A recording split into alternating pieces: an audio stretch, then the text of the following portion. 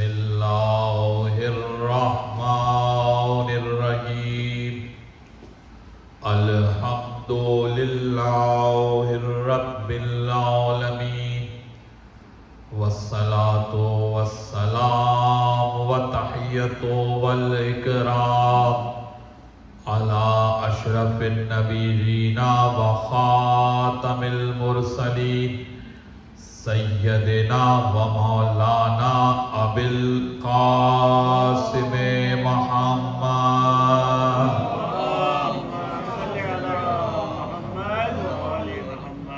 واہل بیتہ الطیبین الطاہرین المعصومین المظلومین اما بعد فقد قال اللہ سبحانہ وتعالی فی محکم کتابہ المبین بسم اللہ الرحمن الرحیم وَنُرِيدُ أَن نَّمُنَّ عَلَى الَّذِينَ اسْتُضْعِفُوا فِي الْأَرْضِ وَنَجْعَلَهُمْ أَئِمَّةً وَنَجْعَلَهُمُ الْوَارِثِينَ صلوات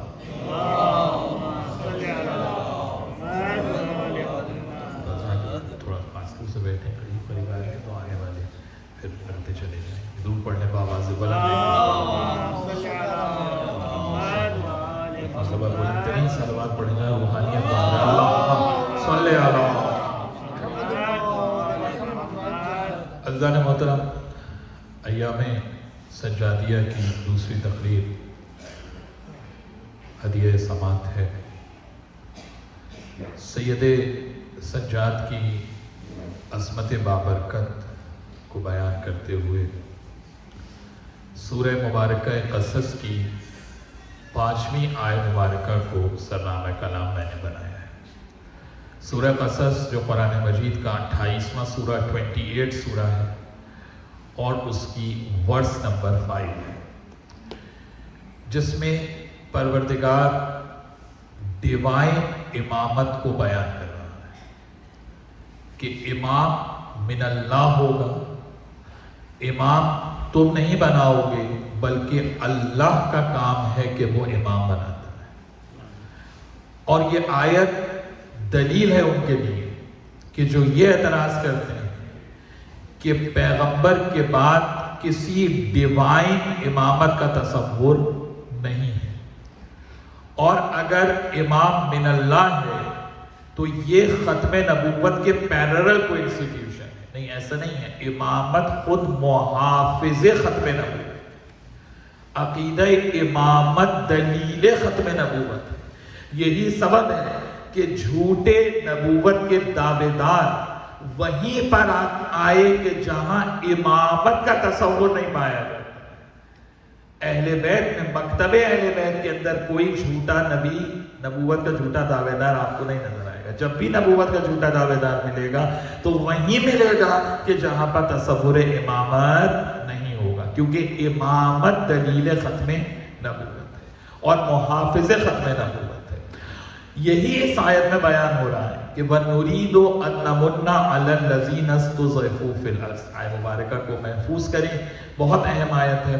پروردگار اعلان کر رہا ہے کہ ہم نے یہ طے کیا ہے، ہم یہ چاہتے ہیں، ہمارا یہ ارادہ ہے کہ ہم زمین پر ان کو امام بنائیں گے جن کو تم ظاہری طور پر کمزور سمجھتے ہو، جن کو تم ظاہری طور پر ضعیف سمجھتے ہو، ویک سمجھتے ہو، کہ یہ قدرت نہیں رکھتے، یہ اقتدار نہیں رکھتے، ان کے پاس ظاہری حکومت نہیں ہے، ان کے پاس لشکر نہیں ہے، ان کے پاس فوج نہیں ہے، ان کے پاس زمینوں کی حکمرانی نہیں ہے، تم ظاہری طور پر ان کو ضعیف سمجھ رہے ہو، لیکن ہم نے یہ طے کیا ہے کہ انہی کو ہم امام بنائیں گے، وَنَجْعَلَهُمُ الْوَارِثِينَ، اور انہی کو زمین کا وارث قرار دیں گے۔ تو دو آیتیں اس آیت مبارکہ سے ثابت ہوئی۔ پہلی بات تو یہ کہ امامت ڈیوائن ہے، امام اللہ بناتا ہے، بندوں کا کام نہیں ہے امام کو بنانا، بندوں کا کام نہیں ہے امام کا انتخاب کرنا، بلکہ اللہ یہ کہہ رہا ہے کہ ہمارا یہ ارادہ ہے کہ ہم امام بنائیں گے۔ اس کا معنی یہ ہے کہ جو ڈیوائن امامت کا تصور نہیں رکھتا کہ امام من اللہ ہوتا ہے، اللہ کی طرف سے ہوتا ہے تو یہ عقیدہ بذات خود ایک شرک کے معنی رکھتا ہے کہ جو کام اللہ کا ہو وہ دوسروں کے سپرد کر دیا ہے. جو کام اللہ نے اپنے ذمہ لیا اس کام کو دوسروں سے نسبت دے دی جائے. اور اس کے بعد جب قرآن نے یہ کہا کہ ہم ان کو امام بنائیں گے کہ جن کو تم ظاہری طور پر کمزور سمجھ رہے ہو، یعنی ظاہراً یہ نظر آ رہا ہے کہ سید سجاد قید خانے میں ہیں، ہاتھوں میں ہتھکڑیاں ہیں، پیروں میں بیڑیاں ہیں، لیکن اسی کیفیت کے اندر اگر کوئی نابینا آ رہا ہے تو اسے بینائی دے رہے ہیں. اسی کیفیت کے اندر اگر سوکھی روٹیاں کسی کو دے دیں تو اتنی برکت اس کے گھر میں ہو جائے کہ اس کی نسلیں اس برکت سے آباد ہو جائیں. وہی سید سجاد کہ اگر کوئی سائل آتا ہے تو اس سائل کو خالی ہاتھ نہیں لوٹاتے ہیں. ظاہری طور پر تو کمزور نظر آ رہے ہیں لیکن اللہ نے ان کو امام بنایا ہے اور اللہ نے زمین پر اپنا وارث بنایا. یعنی 12 امام صرف امام نہیں ہیں بلکہ اللہ کے بنائے ہوئے وارث ہیں اس زمین کے اوپر. دیکھیے عام انسان کی وراثت جب تقسیم ہوتی ہے تو کس اصول کے تحت تقسیم ہوتی ہے؟ آپ اپنے بنائے ہوئے اصول کے تحت تقسیم کرتے ہیں یا اللہ کے بنائے ہوئے اصول کے تحت؟ دیکھیے ایک یہاں پر ایک کانسیپٹ میں اور واضح کر دوں کہ اکثر لوگ اپنی زندگی میں اپنا مال، اپنی دولت، اپنی اولاد میں تقسیم کر دیتے ہیں اور کہا یہ جاتا ہے کہ صاحب اس نے اپنی وراثت تقسیم کر دی، وراثت جو ہے وہ بانٹ دی. یہ جملہ ہی خلاف شریعت ہے اور یہ جملہ کوئی ریالٹی نہیں رکھتا. کیوں؟ اس لیے کہ انہیریٹنٹ کا ورڈ، وراثت، انہیریٹنس کا ورڈ امپلیمنٹ ہی اس وقت ہوتا ہے کہ جب مالک اس دنیا سے چلا جائے. اس سے پہلے وہ وراثت نہیں ہے، اس سے پہلے وہ اس کی ملکیت ہے، وہ مالک ہے اس کا. ہاں مالک ہونے کے تحت اس کو اختیار ہے کہ وہ اپنے مال کو جسے چاہے دے دے، جتنا چاہے جسے عطا کر دے. لیکن انہیریٹنس کا ورڈ اس کے اوپر امپلیمنٹ نہیں ہوگا. انہیریٹنس کب کہلائے گی؟ کہ جب وہ اس دنیا سے چلا جائے گا. لیکن کمال یہ ہے کہ جیسے ہی وہ اس دنیا سے گیا اب وہ اپنا مال خود تقسیم نہیں کر سکتا بلکہ اللہ کے بنائے ہوئے اصول کے تحت اس کا مال تقسیم ہوگا. کیوں؟ اس لیے کہ جب تک وہ مالک تھا، جب تک وہ دنیا میں تھا، جیسے ہی دنیا سے گیا اب اس کی ملکیت ختم ہو گئی. ملکیت اللہ کی. اسی لیے مولا علی نے جو بلاغہ میں فرماتے ہیں کہ سب سے پہلے جو چیز تمہارا ساتھ چھوڑتی ہے وہ تمہارا مال ہے. سب سے پہلے مال ساتھ چھوڑتا ہے کہ جب تک انسان کی سانس چل رہی ہے اس وقت تک اس کا مالک وہ خود ہے. جیسے ہی اس دنیا سے گیا تو اب مالک وہ خود نہیں رہا. کمایا اس نے، محنت اس کی، پوری زندگی محنت کر کے گھر بنایا اس نے، جائیداد بنائی خود، لیکن جیسے ہی آنکھ بند ہوئی، سانس بند ہوئی، اب ملکیت اللہ کی ہو گئی. اب جب ملکیت اللہ کی ہو گئی تو اب وارث وہ خود نہیں بنا سکتا، وراثت وہ خود نہیں بانٹ سکتا بلکہ انہیریٹنس کون تقسیم کرے گا؟ اللہ اپنے قانون کے تحت تقسیم کرے گا. تو اب آپ مجھے یہ بتائیے کہ انسان کا جب اپنا کمایا ہوا مال ہو اور اس کا وارث اللہ معین کرتا ہے تو جو اللہ کا بھیجا ہوا دین ہے اس کا وارث انسان بیٹھ کے کیسے معین کر سکتا ہے؟ یعنی کہ انہیریٹنس انسان کی ہے، وارث اللہ بنائے گا. انسان کو اختیار نہیں ہے وارث بنانے کا. تو جو دین اللہ کا ہے اس کا وارث سقیفہ میں بنے گا، اس کا وارث اجماع سے بنے گا، اس کا وارث امت بنائے گی. جب تم انسان کے مال کا وارث اللہ بنا رہا ہے تو دین کا وارث انسان کیسے بنا سکتا ہے؟ یہی سبب ہے کہ سب سے بڑا شرک جو مسلمانوں کا ہے وہ شرک ہی سقیفہ ہے. بات واضح ہو رہی ہے؟ سب سے بڑا شرک ہی رسول کے جانے کے بعد ہی ابتدا ہی شرک کی سقیفہ سے ہو رہی ہے کہ جو کام اللہ کا تھا اس کام کو آپ نے اپنے اختیار میں لیا. یعنی جس طرح سے اپنی وراثت انسان خود نہیں تقسیم کر سکتا اس دنیا سے جانے کے بعد، نہ ہی کوئی اور حق رکھتا ہے اس کے اوپر. اسی طرح سے دین کا وارث بھی اللہ معین کرے گا کہ جس کو اللہ نے امام کہا ہے, جس کو وارث کہا ہے. اس کا معنی ہے دین اللہ کا ہے لیکن وارث اس نے ان اماموں کو بنایا ہے. تو اب آپ جب کہتے ہیں کہ امام زمانہ وارث ہیں, مولا علی وارث ہیں, مولا حسین وارث ہیں, مولا حسن وارث ہیں, تو یہ خلاف قرآن نہیں ہے بلکہ اہل قرآن ہے. قرآن ان کی وراثت کا اعلان کر رہا ہے, قرآن ان کی وراثت کی بات کر رہا ہے. یعنی جہاں پر آپ نے دیکھا کہ علی وارث, حسین وارث, تو فوراً اعتراض ہوگا صاحب یہ تو شرک. شرک اس وقت ہوتا کہ جب اللہ کے مقابلے پہ بن رہا ہوتا. جب اللہ خود بنا رہا ہے ان کو تو پھر اللہ کے مقابلے پہ نہیں ہے بلکہ اہل توحید ہے اور اہل قرآن, کیونکہ اللہ نے انہیں وارث قرار دیا. تو سید سجاد کی سیرت سے جو میں نے کل آپ کے سامنے پہلو عرض کیے, اس میں دوسرا اہم ترین پہلو کہ جس کی طرف سورہ مبارکہ قصص کی آیت اشارہ کر رہی ہے کہ اگر ظاہری حکومت اور ظاہری اقتدار ان کے پاس نہ ہو, اس کے باوجود یہ امام بھی ہیں اور یہ دین کے وارث بھی ہیں.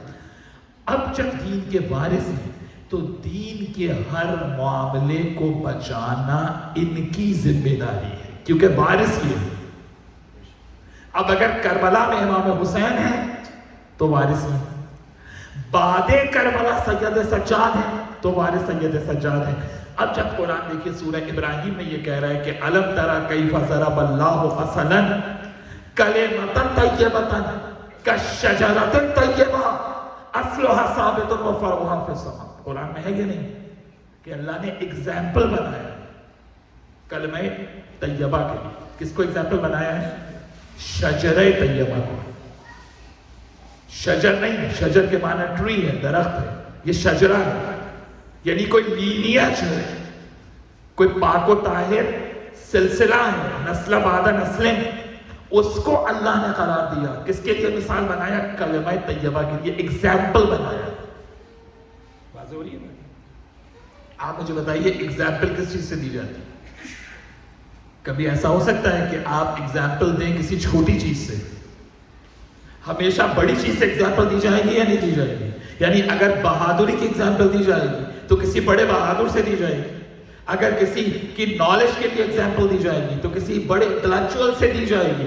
قرآن یہ کہہ رہا ہے کہ اگر تمہیں کلمہ طیبہ کی طہارت کو دیکھنا ہے تو اس کے لیے ہم نے ایگزامپل بنایا ہے آل محمد کے شجرے کو. اس کے لیے ہم نے ایگزامپل بنایا ہے آل محمد کی سینکٹیٹی کو, آل محمد کی طہارت کو. تو کلمہ طیبہ کیا طاقت ہے کلمہ طیبہ کی کہ لا الہ الا اللہ جب کہے انسان تو شرک پاک ہو جاتا ہے یا نہیں ہو جاتا؟ یعنی کہ آپ دیکھیے گا کہ مشرک ہے اور صرف ایک دفعہ لا الہ الا اللہ کہتا ہے, اب اس کے ساتھ بیٹھ بھی سکتے ہیں, اس کے ساتھ کھا بھی سکتے ہیں, ہے یا نہیں؟ اب اس کا پسینہ بھی پاک ہو گیا. توجہ ہے یا نہیں؟ اتنی طاقت ہے صرف ایک چھوٹے سے کلمے لا الہ الا اللہ میں. اللہ یہ کہہ رہا ہے کہ تمہیں لا الہ الا اللہ کی اگر طہارت اور اسپریچوالٹی کو دیکھنا ہے تو تم ان آل محمد کے شجرے کو دیکھو. تو جن کو اللہ نے کلمہ طیبہ کے لیے ایگزامپل بنایا ہے ان آل محمد کی طہارت کا کمال کہاں پر ہونا چاہیے؟ ان آل محمد کی طہارت کا کمال کیا ہوگا کہ جو ایگزامپل ہے کلمہ طیبہ کے لیے, لا الہ الا اللہ کے لیے قرآن نے جن کو ایگزامپل بنایا ہے, اس شجرہ طیبہ کو بچایا ہے بعد کربلا امام زین العابدین نے. اور جو شجرہ خبیثہ ہے, جو دشمنان اہل بیت ہیں, جو بنو امیہ ہیں, ان کے نام و نشان کو مٹا دیا. اور صرف 2 سال کے عرصے میں آپ دیکھیں کہ جتنے بھی یزید کے باقی جتنے کارنامے ہیں وہ سب کل کے سامنے آ گئے. یہی بی بی زینب نے آیت پڑھی تھی دربار یزید کے اندر کہ یہ جو تمہیں مہلت دی ہے اللہ نے, سورہ کی آیت جو پڑھی کہ نملی لہم خیر لانفسہم, یہ جو تمہاری زندگی اللہ نے تمہیں دی ہے یہ مت سمجھو کہ تم نے کوئی خیر کا کام کیا, بلکہ اس لیے اللہ نے تمہیں مہلت دی ہے تاکہ جو گناہ تم نے نہیں کیے ہیں دنیا سے جانے سے پہلے وہ گناہ بھی تم کر لو. اور یہی ہوا کہ واقع کربلا کے بعد کعبے کو جلایا گیا, کعبے پہ حملہ کیا گیا, ہزاروں مسلمانوں کا قتل عام ہوا، اور اس کے بعد یزید کا اپنا بیٹا معاویہ ابن یزید، دیکھیے یہ ہے کارنامہ سید سجاد کا، یہ ہے سید سجاد کے علم کا کمال، یہ ہے سید سجاد کی عصمت کا کمال کہ یزید کا اپنا بیٹا معاویہ ابن یزید۔ آپ اگر جب شام جاتے ہیں تو شام میں جو بی بی رقیہ کا جو روضہ ہے اس سے جب آپ باہر نکلتے ہیں تو آپ دیکھیں ایک قبر ہے جس پہ لکھا ہے معاویہ ابن یزید ان بریکٹ محب اہل بیت۔ کون ہے یہ؟ یزید کا بیٹا ہے۔ جب یزید جان واصل ہوا اور وہ تخت پر بیٹھا اور اس نے جو پہلا خطبہ دیا وہ خطبہ ہے سید سجاد کی فتح کا اعلان۔ اس نے کیا کہا کہ میں اس قابل نہیں ہوں کہ مجھے تخت پہ بٹھاؤ، اور میرے دادا نے، یعنی معاویہ بن ابی سفیان کی طرف اشارہ کیا کہ میرے دادا نے علی سے جنگ کی، جبکہ میرے دادا کو معلوم تھا کہ علی حق پر ہے اور علی مولود کعبہ ہے۔ یہ کون کہہ رہا ہے؟ یزید کا بیٹا کہہ رہا ہے۔ اور اس کے بعد اس نے کہا کہ اگر تم بیعت کرنا چاہتے ہو تو جاؤ مدینے اور سید سجاد کے ہاتھوں کے اوپر بیعت کرو۔ تو آپ مجھے بتائیے کہ اس سے بڑھ کر سید سجاد کی فتح کا اعلان کوئی ہو سکتا ہے کہ مجرم خود اعتراف جرم کر رہا ہے؟ تو جب مجرم خود اعتراف جرم کر لے تو اس کے بعد تو وکیل صفائی کی بھی ضرورت نہیں رہتی کہ وہ آ کے گواہی دے۔ خود مجرم نے اعتراف جرم کیا کہ میرے دادا نے علی سے جنگ کی، جبکہ انہیں معلوم تھا کہ علی حق پر ہے اور علی مولود کعبہ ہے۔ اور یہ معاویہ ابن یزید کا یہ خطبہ صرف شیعہ کتابوں میں نہیں ہے بلکہ اہل سنت کی کتابوں کے اندر بھی ہو، اہل سنت کی کتابوں میں بھی لکھا ہو کہ اس نے یہ کہا کہ میں، اور اس نے تخت چھوڑ دیا، اس نے کہا میں اس تخت پہ نہیں بیٹھ سکتا کہ جس پر میرے باپ نے اپنے ہاتھوں کو خون حسین سے رنگین کیا۔ تو یہ کمال کس چیز کا ہے؟ یہ کسی فوج کا کمال نہیں ہے، یہ کسی دنیاوی طاقت کا کمال نہیں ہے، یہ کمال ہے سید سجاد کے علم کا اور سید سجاد کی دعاؤں کا اور سید سجاد کی اس پالیسی کا کہ جو من اللہ ہے، جو اللہ کی طرف سے اللہ نے جس کو معین کیا ہے۔ قرآن کہہ رہا ہے ہم نے ان کو امام بنایا اور ہم نے ان کو وارث بنایا۔ تو جیسا کہ میں نے کل عرض کیا کہ پہلا جو کنٹریبیوشن امام کا ہے وہ کیا ہے کہ امام نے محبت اہل بیت کو ایک ریوائیو کیا لوگوں کے اندر، یعنی لوگ جو رسول اللہ کے نام کو بھول چکے تھے، آل محمد کے نام کو بھول چکے تھے، سید سجاد نے اس زمانے میں آئے مودت کو لوگوں کے سامنے بار بار پڑھا کہ قرآن یہ کہہ رہا ہے کہ قُلْ لَا أَسْأَلُكُمْ عَلَيْهِ أَجْرًا إِلَّا الْمَوَدَّةَ فِي الْقُرْبَى، کہ ہم اہل بیت کی جو محبت ہے اللہ نے اس کو اجر رسالت قرار دیا۔ اور سید سجاد نے اس بات کا اعلان کیا کہ دیکھو توحید، یہ بہت اہم بات ہے، اس کو سمجھنے کی ضرورت ہے۔ سب سے پہلے بعد کربلا امام زین العابدین نے اس بات کو اٹھایا اور اپنے دعاؤں کے ذریعے، اپنے کلام کے ذریعے لوگوں کے ذہنوں میں، اذہان میں اس بات کو پہنچایا کہ صرف لا الہ الا اللہ کافی نہیں ہے، بلکہ لا الہ الا اللہ کی جو کنڈیشن ہے وہ محمد رسول اللہ ہے، اور محمد رسول اللہ کی جو شرط ہے وہ ہماری امامت و ولایت کا ہے۔ یعنی تنہا رسالت کافی نہیں ہے، اور یہی قرآن بھی کہہ رہا ہے۔ دیکھیں امام کا کوئی کلام قرآن کے خلاف نہیں ہو سکتا، کیونکہ امام جو ارشاد فرماتے ہیں وہ ارشاد ہی وہ فرماتے ہیں کہ جو قرآن حکیم ارشاد فرماتے ہیں۔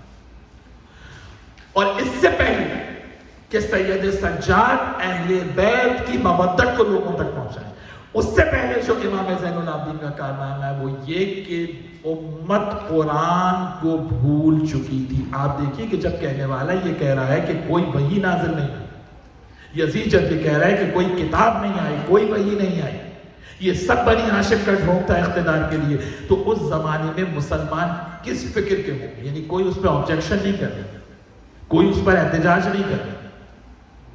بھئی جو لوگ اعتراض کرتے ہیں کہ صاحب شیعوں نے امام حسین کو قتل کر دیا، تو چلیے مان لیا بقول آپ کے شیعوں نے قتل کر دیا، تو آپ سنی بچا لیتے رسول کے نواسے کو کیوں نہیں بچایا آپ نے؟ توجہ ہے یا نہیں؟ یعنی اس لیول کے لوگ وہاں موجود تھے کہ جو اپنے آپ کو رسول کا خلیفہ کہہ رہا ہے اور وحی الہی کا انکار کر رہا ہے. تو آپ کیا سمجھتے ہیں، کیا قرآن کا کوئی احترام بچا ہوگا؟ یعنی اس کا معنی ہے کہ آج اگر قرآن موجود ہے تو یہ حافظوں کے حافظے کا کمال نہیں ہے، یہ آل محمد کی محنتیں ہیں کہ مسلمانوں کے ہاتھوں میں قرآن. جو آج آپ اتنے فخر سے مسلمان کہتا ہے کہ کوئی اللہ کی کتاب جو ہے وہ اپنی صحیح حالت میں موجود نہیں ہے سوائے قرآن حکیم کے، تو یہ آل محمد کا معجزہ ہے، یہ اہل بیت کا معجزہ ہے کہ جنہوں نے قرآن کی حفاظت کی. سید سجاد نے اس وقت سب سے پہلے اس بات کو آشکار کیا کہ دیکھو سب سے بڑا خزانہ جو تمہارے ہاتھوں میں موجود ہے وہ قرآن ہے.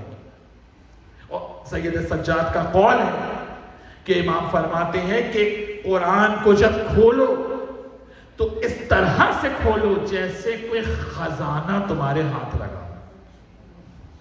دیکھیے لیکن امام کا جملہ کس طرح سے معجزہ ہے. دیکھیے جب کوئی خزانہ ہاتھ لگتا ہے تو انسان کو جستجو ہوتی ہے نا کہ وہ دیکھے کہ اندر کیا ہے. امام فرماتے ہیں جب قرآن کو کھولو تو تمہاری فیلنگ ایسی ہونا چاہیے کہ کوئی خزانہ تمہارے ہاتھ لگا ہے تاکہ تم جستجو کرو کہ اس خزانے میں موجود کیا ہے. آپ مجھے بتائیے کیا بنو امیہ کا کوئی حکمران اس طریقے سے قرآن کی عظمت اور اہمیت کو بیان کر سکتا ہے؟ اور اس کے بعد سید سجاد کی امام کے اقوال میں جو امام کی سیئنگز ہیں اس میں خاص چیپٹر ہے امپورٹنس آف قرآن حکیم. امام ارشاد فرماتے ہیں کہ جس نے قرآن کو اول تا آخر پڑھ لیا وہ اس بات کا یقین رکھے کہ کائنات کا سب سے بڑا رزق اس کو مل گیا ہے. دیکھیے کیا کمال ہے امام زین العابدین کا. کیا ارشاد فرما رہے کہ جس نے قرآن کو اول تا آخر پڑھ لیا تو اگر وہ یہ سوچتا ہے، یہ امام کے جملے ہیں، کہ اگر وہ یہ سوچتا ہے کہ اس سے بڑھ کر بھی کوئی رزق ہے تو وہ غلط فہمی کا شکار ہے. دیکھیں کہ یہ کیا معجزہ قرآن حکیم کا امام زین العابدین بیان فرما رہے ہیں کہ سب سے بڑا رزق جو اللہ کا. لیکن دنیا کھانے پینے کو رزق سمجھتی ہے یا نہیں؟ لیکن امام کس کو رزق کہہ رہے ہیں؟ امام سب سے بڑا رزق، سب سے عظیم رزق کس کو کہہ رہے ہیں؟ قرآن حکیم کو کہہ رہے ہیں کہ جس نے اس قرآن کو اول تا آخر پڑھ لیا تو وہ یاد رکھے کہ یہ سب سے بڑا رزق ہے جو اللہ نے اس کو عطا کیا. اور اس کے بعد امام زین العابدین ارشاد فرماتے ہیں کہ اگر مشرق سے مغرب تک پوری کائنات کوئی ایک انسان بھی زندہ نہ بچے، دیکھیے کیا امام کا کمال ہے. سید سجاد کے علاوہ، امام معصوم کے علاوہ جس کے پاس ڈیوائن نالج نہ ہو اس کے علاوہ کوئی یہ بات کر ہی نہیں سکتا. اس لیول پر بول ہی ہو سکتا ہے جو علم الہی رکھتا ہے، جو ڈیوائن نالج رکھتا ہے. سید سجاد ارشاد فرماتے ہیں کہ اگر پوری دنیا میں ایک انسان بھی موجود نہ رہے، میں تنہا رہ جاؤں اور قرآن میرے پاس موجود ہو تو مجھے کوئی وحشت نہیں ہوگی. دیکھا آپ نے کہ قرآن کتنا قریب ہے آپ سے، قرآن کتنا نزدیک ہے آپ سے کہ اگر پوری کائنات میں ایک انسان بھی زندہ نہ بچے، اور امام کہہ رہے ہیں میں تنہا پوری کائنات میں کھڑا ہوں اور صرف قرآن میرے پاس ہے تو مجھے دنیا میں کوئی وحشت محسوس نہیں ہوگی. یعنی یہ عظمت ہے نور قرآن کی کہ اگر کوئی کائنات میں نہ ہو، بس قرآن انسان کے ساتھ موجود ہو تو وہ قیامت تک کے لیے انسان کی کمپینین شپ کے لیے سب سے بہترین ذریعہ اور وسیلہ. تو وہ بنو امیہ کے جنہوں نے قرآن سے دور کیا، امت کو یاد رکھیں دشمن اہل بیت کا وار ہی یہ ہوتا ہے کہ وہ سب سے پہلے امت کو قرآن فہمی سے دور کرتا ہے. اگر میں اس جملے کو پہنچا سکتا، جہاں دشمن اہل بیت اپنا وار کرے گا سب سے پہلے وہ قرآن فہمی سے امت کو دور کرے گا. اور اسی لیے آپ دیکھیے کہ قرآن کے تدبر کی بجائے امت کو قرآن کے نام پر ایک بدعت پہ لگا دیا گیا ہے، تاکہ ماہ رمضان المبارک جو کہ قرآن فہمی کا مہینہ تھا اس کو ایک بدعت کی طرف لگا کر قرآن فہمی سے امت کو دور کر دیا گیا۔ آپ دیکھیے رمضان میں کیا ہوتا ہے، اکثریت مسلمانوں کی کیا کرتی ہے، آنکھیں بند کر کے پڑھے چلے جا رہے ہیں، ایک لفظ نہ پڑھنے والے کو سمجھ میں آئے نہ سننے والے کو سمجھ میں آئے۔ یہ کیا ہے؟ یہ دشمنان اہل بیت کا وار ہے، اہل بیت سے دور کرنے کے لیے۔ کیوں؟ اس لیے کہ جب انسان قرآنی ورسز کو پڑھے گا، قرآنی آیات کو پڑھے گا تو خود بخود اہل بیت کے قریب ہوتا چلا جائے گا، کیونکہ جب قرآن میں اس لیول کو، اس اسٹینڈرڈ کو اور اس انٹلیکٹ کو دیکھے گا تو وہ تو سوائے آل محمد کے علاوہ کہیں اور اسے نظر نہیں آئے۔ جب قرآن کہے گا کہ راسخون فی العلم، ہم نے ان کو بنایا ہے، تو راسخون فی العلم کون ہوں گے؟ علم میں راسخ کون ہوگا؟ وہی ہوگا نا جو ممبر سے سلونی کا دعویٰ کرے گا، یا وہ ہوگا جو کہے گا کہ بیٹی سے پوچھ کے جواب دوں گا، ہے یا نہیں ہے؟ کون ہوگا علم میں راسخ؟ وہی علم میں راسخ ہوگا نا جو ممبر سے سلونی کا دعویٰ کرے گا۔ اگر قرآن یہ کہے کہ ہم نے اہل علم کے فی صدور الذین اوتوا العلم، ہم نے اوتوا العلم کے سینوں میں قرآن رکھا ہے، تو کون اس کا اہل ہوگا؟ کس پر یہ آیت امپلیمنٹ ہوگی؟ ان پر امپلیمنٹ ہوگی جو ایک غیر مسلم کا چھوٹا سا سوال کا جواب بھی زندگی میں نہیں دے پائے۔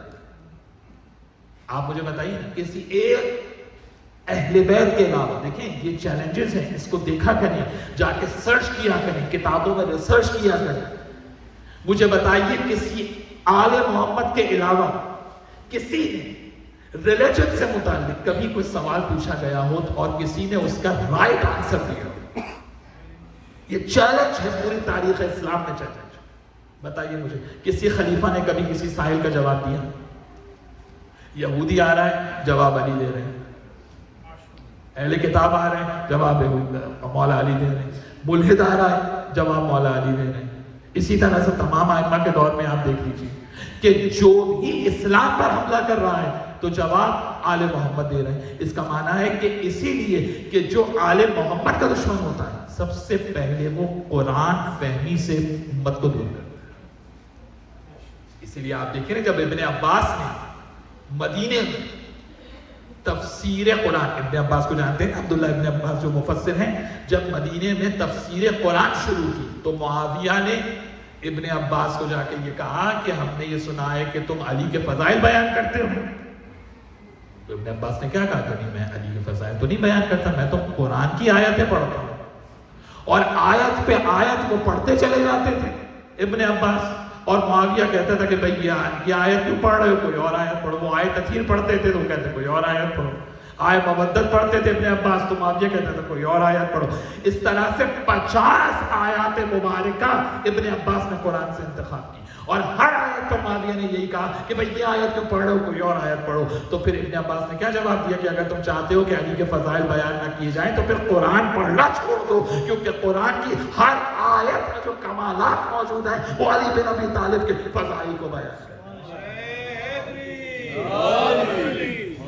تو قرآن کی اہمیت کو بتایا سید سجاد نے، قرآن کو محفوظ بنایا، قرآن کی طرف لوگوں کو متوجہ کیا، اور اس کے بعد امت کو یہ پیغام دیا کہ دیکھو تنہا رسالت اور توحید کافی نہیں ہے، جب تک اس کے ساتھ ساتھ امامت نہ ہو، اور امامت بھی وہ جو ڈیوائن ہے، امامت بھی وہ جو تمہیں ہدایت کے راستے کی طرف لے کر آتی۔ آپ دیکھیے سورہ مبارکہ فرقان کی اگر آیات کو دیکھیں 27 ورڈ سے لے کر اور تقریباً 31-32 ورڈ تک سورہ مبارکہ فرقان، جو 25 سورہ ہے قرآن مجید کا، 25واں سورہ ہے قرآن مجید کا، اس میں کیا اعلان ہوا ہے کہ وَيَوْمَ يَعَزُّ الظَّالِمُ عَلَى يَدَيْهِ يَقُولُ يَا لَيْتَنِي اتَّخَذْتُ مَعَ الرَّسُولِ سَبِيلًا۔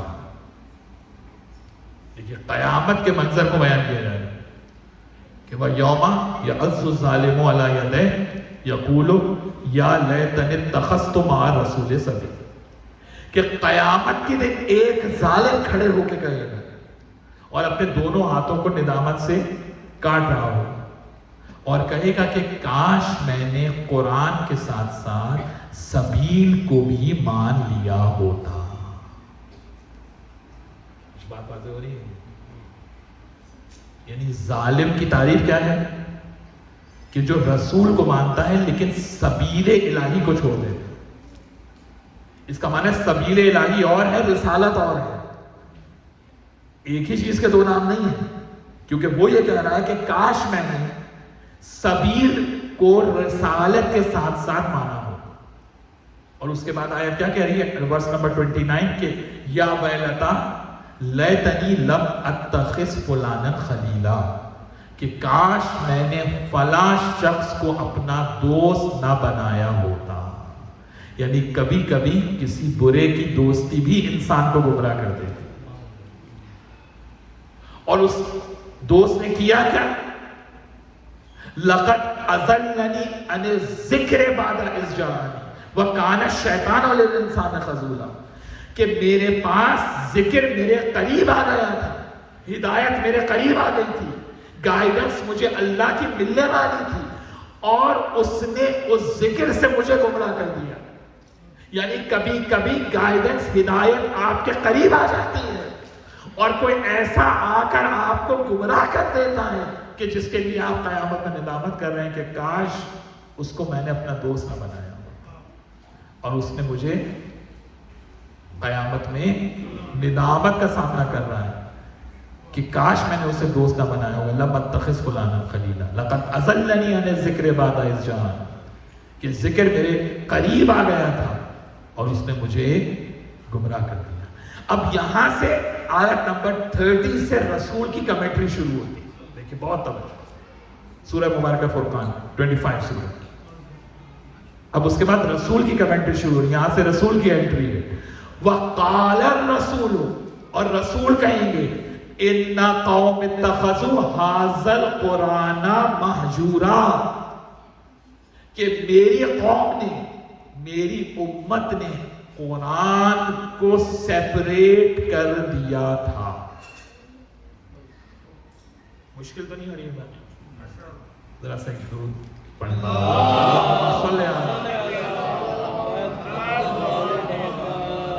دیکھیں آیات مبارکہ ہے، ان آیات مبارکہ کو آپ سمجھیے، بہت ضروری ہیں. قرآن کے بغیر اہل بیت کی عظمت اور دین سمجھ میں نہیں آ سکتا. قرآن حکیم وہ واحد سہارا ہے ہمارا، اور سب سے بڑا سہارا ہے، اور اس کو کوئی چیلنج نہیں کر سکتا کائنات کے اندر کہ جب آپ قرآن سے دلائل دیتے ہیں، جب آپ قرآن کی بات کرتے ہیں تو اس کو کوئی چیلنج نہیں کر سکتا دنیا کے اندر.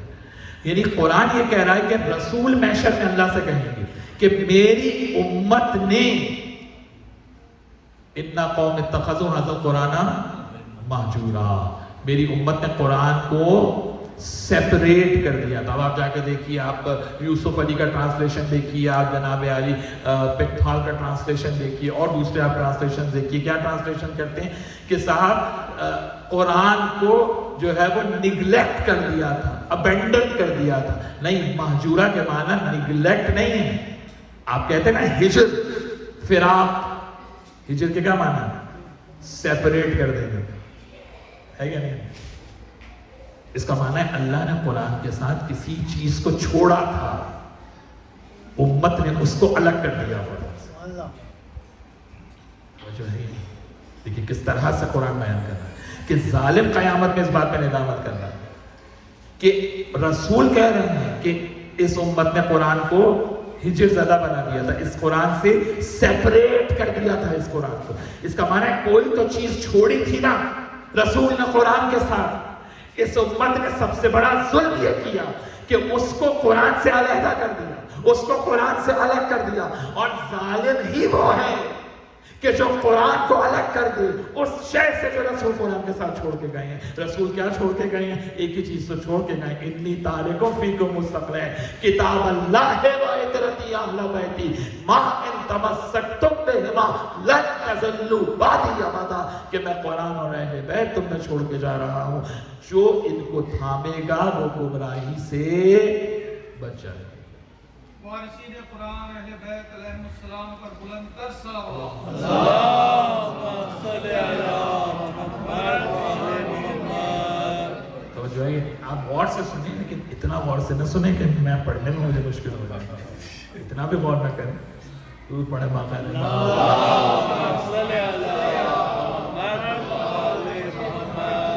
دیکھیے یہ آیت پہنچی آپ تک. اگر آیات مبارکہ کو آپ نہیں سمجھیں گے تو بات نہیں سمجھ میں آئے گی.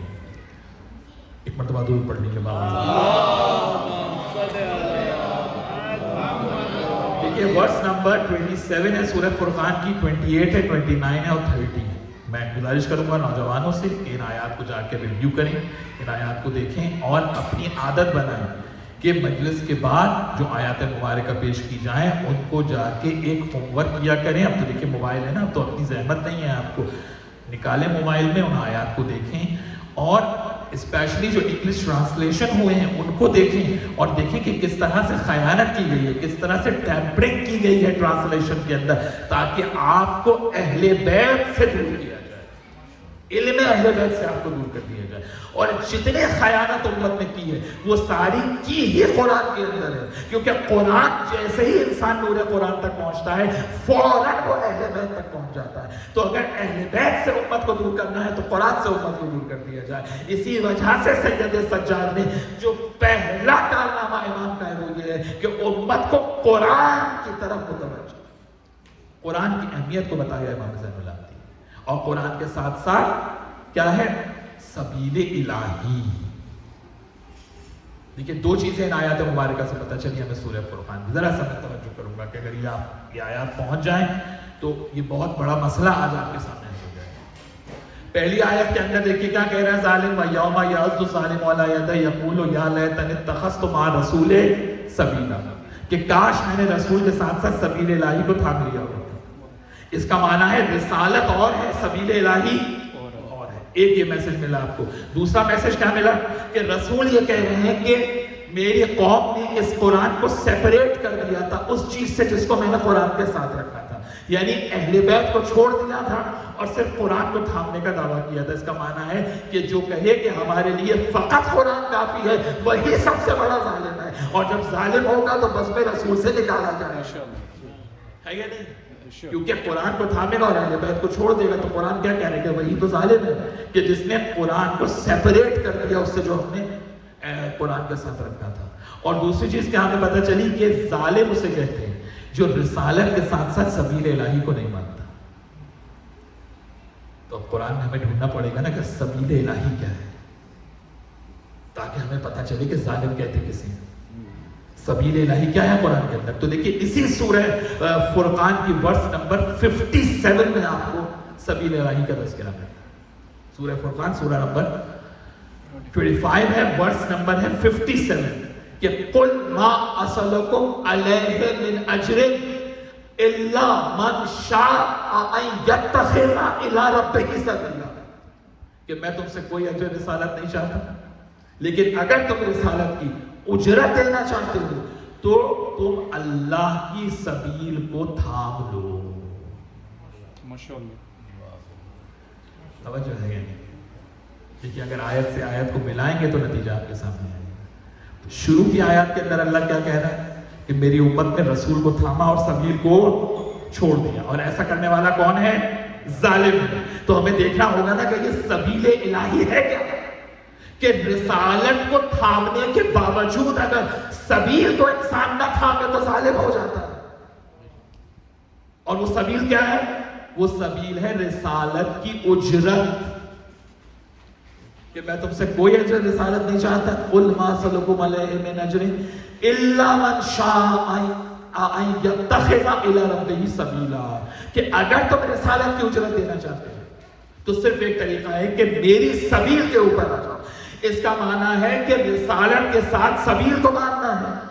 سبیل اجر رسالت ہے, اور اجر رسالت کیا ہے, وہ آیت تو آپ سب کو یاد ہے, قل ما لا اسلکم علیہ من اجر الا المودۃ فی القربى, کہ اجر رسالت اگر تم دینا چاہتے ہو تو قرابت داروں سے میرے قربا سے محبت کرو. اس کا معنی ہے سبیل کا معنی ہی اہل بیت کی مودت ہے.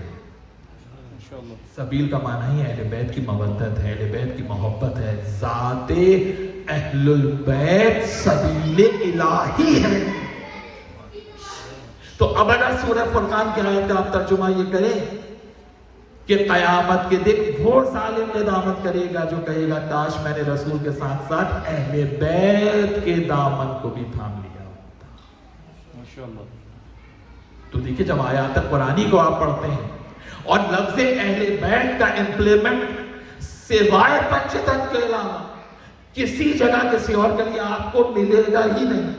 اس لیے اہل سنت کی کتابوں میں بھی ازواج کا چیپٹر اور ہے، اہل بیت کا چیپٹر اور ہے. اہل بیت کے چیپٹر میں کہیں ازواج کا تذکرہ نہیں موجود، کیونکہ اہل بیت کا لفظ ایکسکلوسیو ہے ہی شہزادی فاطمہ زہرا سلام اللہ علیہا اور اولاد فاطمہ زہرا.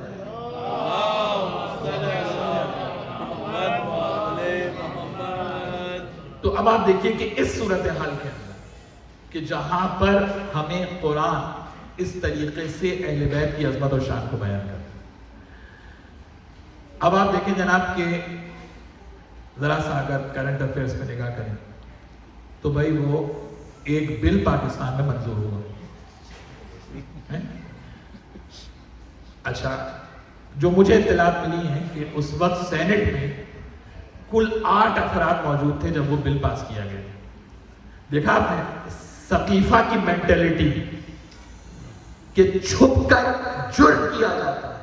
قانون چھپ کے نہیں بنایا جاتا، چوری کر کے تو جرم کیا جاتا ہے. کہ کل 8 ممبر سینٹ میں موجود تھے جب صاحب وہ بل جو ہے وہ منظور کرایا گیا. اور خود ان کے بیانات سینٹ کے ممبران کے آ رہے ہیں کہ صاحب ہمیں تو پتہ ہی نہیں ہمیں دکھایا گیا کہ اس میں کیا تھا. پہلی چیز تو یہ ہے کہ بغیر نص قرآن آپ کسی بھی چیز کی کسی بات کی سزا کا تعین کر ہی نہیں سکتے جب تک آپ کے پاس نص موجود نہ ہو. یعنی مثال کے طور پہ صحابہ کی توہین پہ سزا کب دے سکتے ہیں کہ جب قرآن سے وہ ثابت ہو. تو قرآن کی کس آیت سے یہ ثابت ہے بھائی کہ اگر کسی صحابی کی کوئی توہین کر دے گا تو اسے سزا دی جائے گی؟ لکھا ہے کسی آیت؟ لا کے کوئی دکھا دینا مولوی کہ کس آیت میں لکھا ہو. کوئی بین الطرفین کوئی حدیث موجود ہے رسول کی کہ جس میں رسول نے یہ بتایا ہوگا صاحب میرے صحابی کی جو توہین کر دے گا اس کو جناب یہ سزا دی جائے گی؟ تو بغیر نص کے کوئی قانون نہیں بن سکتا کہ جب تک صریح آپ کے پاس آیات قرآنی موجود نہ ہو. یہ پہلی دلیل ہے. اور دوسری بات یہ ہے کہ دونوں میں فرق کیا ہے، ہم میں اور ان میں کیا فرق ہے؟ بھائی صرف اتنی سی بات کا فرق ہے کہ ہم بیان حق کے قائل ہیں، وہ کتمان حق کے قائل ہیں. وہ چاہتے ہیں کہ حق کو چھپا لیا جائے اور ہمارا ایمان یہ ہے کہ حق کو بیان کیا جائے. کیوں؟ اس لیے کہ قرآن یہ کہہ رہا ہے وَلَا تَلْبِسُوا الْحَقَّ بِالْبَاطِلِ وَتَكْتُمُوا الْحَقَّ وَأَنْتُمْ تَعْلَمُونَ. قرآن کہہ رہا ہے کہ دیکھو حق اور باطل کو مکس مت کرو. وَلَا تَلْبِسُوا الْحَقَّ بِالْبَاطِلِ سورہ بقرہ ہے کہ حق اور باطل کو ملاؤ نہیں، حق و باطل کو مکس مت کرو. اور اگر تم ایسا کر رہے ہو وَتَكْتُمُوا الْحَقَّ وَأَنْتُمْ تَعْلَمُونَ، اگر تم حق اور باطل کو ملا رہے ہو تو اس کا معنی یہ ہے کہ تم حق کو جانتے ہو اور جان کر کے تم حق کو چھپا رہے ہو. تو آپ کا ایمان اور عقیدہ یہ ہے کہ حق کو چھپا لیا جائے اور ہمارا ایمان یہ ہے کہ حق کو بیان کیا جائے. کیونکہ قرآن یہ کہہ رہا ہے کہ حق و باطل کو ملا کے مت پیش کرو بلکہ حق کو واضح کر کے بیان کرو. اگر تم حق و باطل کو چھپاؤ گے تو اس کا معنی یہ ہے کہ تم حق کو چھپا رہے ہو، اگر تم نے حق و باطل کو ملا کے بیان کیا. اور اس کے بعد تیسری اہم بات یہ کہ اگر کوئی یہ کہتا ہے کہ صاحب مشاجرات صحابہ پر بات نہیں ہونا چاہیے اور اسے اللہ پہ چھوڑ دینا چاہیے، تو آپ کہتے ہیں کہ اللہ پہ چھوڑ دیں اور ہم یہ کہتے ہیں کہ حق کا راستہ جب تک معین نہ ہو اس وقت تک دین کا راستہ نہیں نظر آئے گا. دین کا راستہ نظر ہی اس وقت آئے گا کہ جب حق کا راستہ ہمارے سامنے موجود ہوگا. تو ہمیشہ اس بات کو یاد رکھیے کہ کوئی بھی اس مسئلے پر جو سینئر علماء کرام ہیں ان کو غور کرنے کی ضرورت ہے کہ یہ جو بل ہے اس کو سپریم کورٹ کے اندر چیلنج کیا جائے، اس کو جو وفاقی شریعہ کورٹ ہے اس کے اندر چیلنج کیا جائے کہ بغیر نص قرآنی کی کوئی سزا معین نہیں ہو سکتی. اور اس قسم کا جو بھی قانون بنتا ہے وہ شریعت کے بھی خلاف ہے اور جو ملک کا ہمارے قانون ہے اس کے بھی خلاف. دونوں طریقے سے اس کا کوئی سینس جو ہے وہ نہیں بنتا ہے. لیکن صرف مقصد کیا ہے؟ مقصد صرف عداوت اہل بیت ہے. مقصد صرف یہ ہے کہ حق سامنے نہ آنے پائے, لوگ تحقیق نہ کریں, تحقیق کا دروازہ بند کر دیا جائے. وہی کام جو صدر اول میں آپ کے بڑوں نے کیا تھا, وہی کام آج آپ بھی کر رہے ہیں کہ بس چھپاتے چلے جاؤ, چھپاتے چلے جاؤ. کیوں؟ اس لیے کہ جتنا باتوں کو ہائڈ کیا جائے گا اتنا حق چھپتا چھپے گا, حق پوشیدہ ہو جائے گا. ہم یہ چاہتے ہیں کہ حق کو بیان کیا جائے, اور اس قسم کے قوانین بننے سے کوئی, یہ ہمیشہ سے ایسا ہوتا رہا ہے, اس کی شکلیں بدلتی رہی ہیں, لیکن آپ دیکھیے کہ جیسے جتنا زیادہ حق کو چھپانے کی کوشش کی جا رہی ہے اتنا زیادہ حق آشکار ہوتا چلا جاتا ہے. بڑے باواز